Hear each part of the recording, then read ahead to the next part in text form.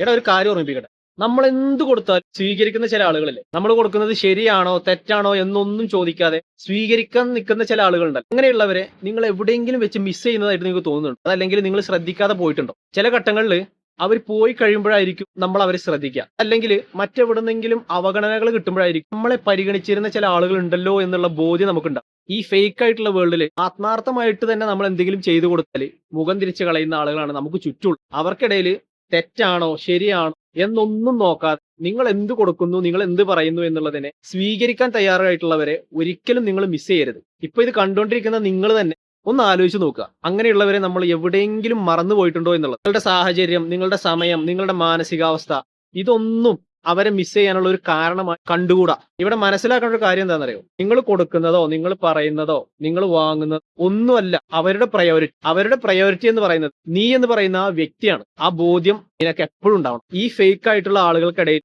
നിന്നെ പരിപൂർണമായും അക്സെപ്റ്റ് ചെയ്യുന്നുണ്ട് എങ്കിൽ നിന്റെ ജീവിതം എന്ന് പറയുന്ന ആ പുസ്തകം നിന്നെ കൊണ്ട് എഴുതി മുഴുവിപ്പിക്കാനും അവർക്ക് മാത്രമേ കഴിയൂ. എന്തിന്റെ പേരിലായാലും ഒരിക്കലും അറിയാതെ പോലും അവരെ നിങ്ങൾ കൊണ്ട് കളയരുത്.